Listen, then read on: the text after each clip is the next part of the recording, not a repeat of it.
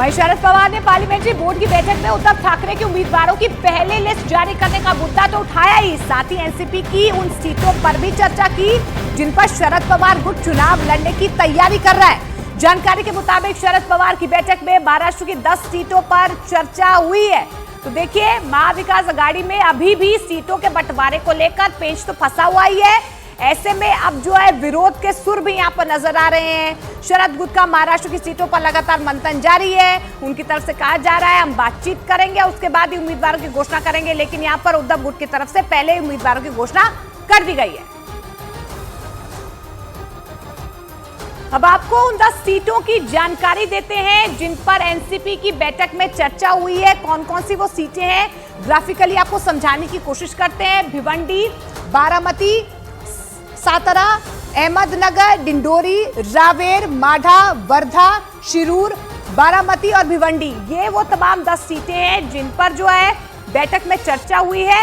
और अब ये कहा जा रहा है कि जल्द ही उम्मीदवारों के नामों का ऐलान भी किया जा सकता है। लोकसभा चुनाव से पहले महाराष्ट्र में विपक्षी गठबंधन में दरार पड़ने की खबरें सामने आ गईं, क्योंकि शिवसेना उद्धव गुट ने लोकसभा चुनाव के लिए 17 सीटों पर उम्मीदवारों का ऐलान कर दिया, जबकि विपक्षी गठबंधन के बीच महाराष्ट्र में सीटों का बंटवारा हो ही नहीं पाया था। उद्धव ठाकरे ने जिन सीटों पर अपने उम्मीदवार उतारे, उनमें कुछ सीटों पर शरद पवार की पार्टी और कांग्रेस के दावेदार टिकट का इंतजार कर रहे थे। मतलब जिन लोकसभा सीटों पर शिवसेना उद्धव गुट ने अपनी दावेदारी ठोक दी, उन सीटों पर कांग्रेस और शरद पवार की पार्टी की नजरें थी। शिवसेना उद्धव गुट ने Mumbai north east Lok Sabha seat पर संजय दिना पाटिल के नाम का ऐलान कर दिया, जबकि शरद पवार गुट इस सीट पर अपनी दावेदारी में लगा था। शरद पवार की पार्टी मुंबई की 6 लोकसभा सीटों में 1 सीट की मांग कर रही थी, जबकि शिवसेना उद्धव गुट ने 6 में 5 सीटों पर अपने उम्मीदवार उतार दिए।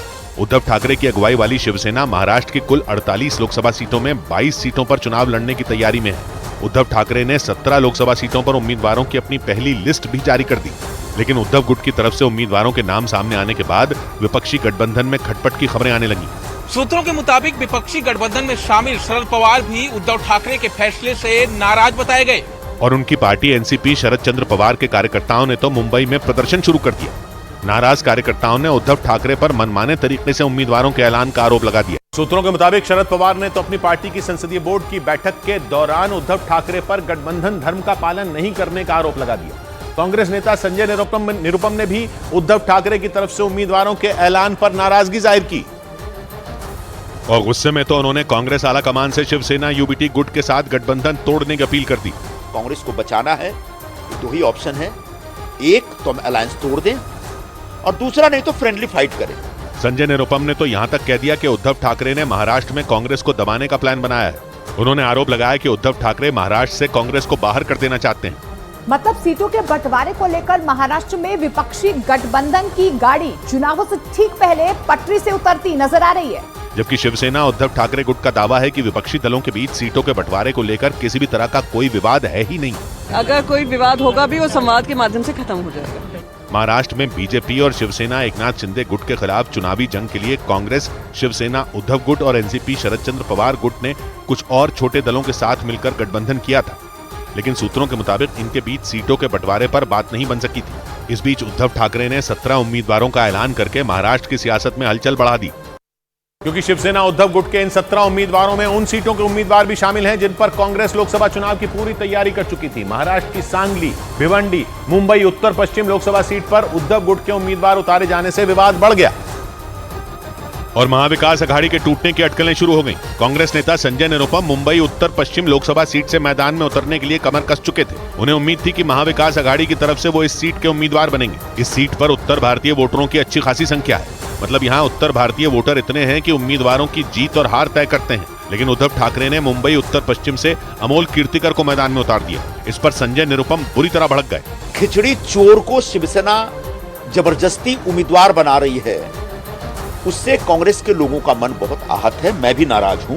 अमोल कीर्तिकर के खिलाफ ईडी ने समन्स जारी किए थे। उन पर कोविड के दौरान मुंबई में गरीबों को बांटी जाने वाली खिचड़ी में घोटाले का आरोप लगा था। मुंबई उत्तर पश्चिम के अलावा महाराष्ट्र की सांगली और भिवंडी लोकसभा सीट को लेकर भी कांग्रेस और उद्धव ठाकरे गुट में विवाद बढ़ गया।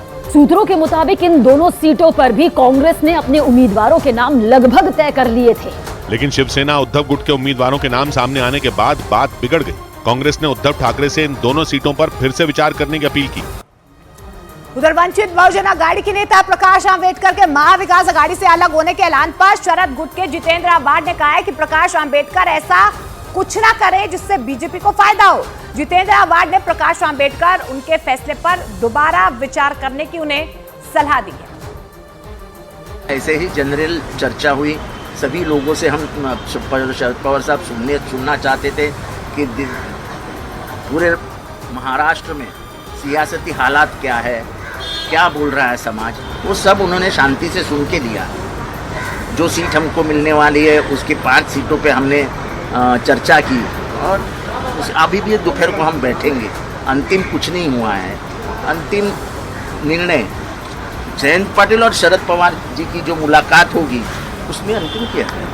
लेकिन महाराष्ट्र में चुनाव से ठीक पहले उद्धव ठाकरे ही नहीं, प्रकाश आंबेडकर ने भी महाविकास अघाड़ी को झटका दे दिया। उन्होंने महागठबंधन से अलग होने का ऐलान कर दिया। पिछले कुछ दिनों से लगातार सीट शेयरिंग को लेकर महाविकास अघाड़ी और प्रकाश आंबेडकर की पार्टी के बीच चर्चा चल रही थी, लेकिन सूत्रों के मुताबिक बात नहीं बनने पर प्रकाश आंबेडकर ने महाविकास अघाड़ी से अपनी राहें अलग कर ली। प्रकाश आंबेडकर की पार्टी वीबीए यानी वंचित बहुजन अघाड़ी ने महाराष्ट्र में अकेले चुनाव लड़ने का फैसला किया। प्रकाश आंबेडकर ने 8 लोकसभा सीटों पर उम्मीदवारों के नाम का ऐलान भी कर दिया। काँग्रेस आणि शिवसेना यांच्यामधली असणारी डिफरेंसेस आहेत। प्रकाश आंबेडकर डॉक्टर बाबा साहेब आंबेडकर के पोते हैं और 2024 में विपक्षी गठबंधन महाविकास अघाड़ी के साथ मिलकर चुनाव लड़ने की तैयारी में थे, लेकिन सूत्रों के मुताबिक सीटों पर बात नहीं बन सकी और वो अलग हो गए। हालांकि शरद पवार गुट ने प्रकाश आंबेडकर से अपने फैसले पर दोबारा विचार करने की अपील की। आंबेडकर साहेब, तुम्ही आंबेडकरी विचारांचे पुरस्कर्ते आहात, तुमचं रक्ताचं नातं आहे, आमचं विचारांचं नातं आहे। रक्त आणि विचार एकत्र आले तर आपण कोणालाही थोपवू शकतो। महाविकास अघाड़ी से अलग होने के बाद भी प्रकाश आंबेडकर ने नागपुर लोकसभा सीट पर कांग्रेस उम्मीदवार का समर्थन करने का ऐलान किया, जबकि सांगली सीट पर उन्होंने ओबीसी मोर्चा के उम्मीदवार को समर्थन देने की बात कही। और महाराष्ट्र की अकोला लोकसभा सीट पर प्रकाश आंबेडकर ने खुद मैदान में उतरने का ऐलान कर दिया। यानी एकजुट होकर लड़ने की तैयारी में जुटी महाविकास अघाड़ी चुनाव से ठीक पहले ही बिखर गई।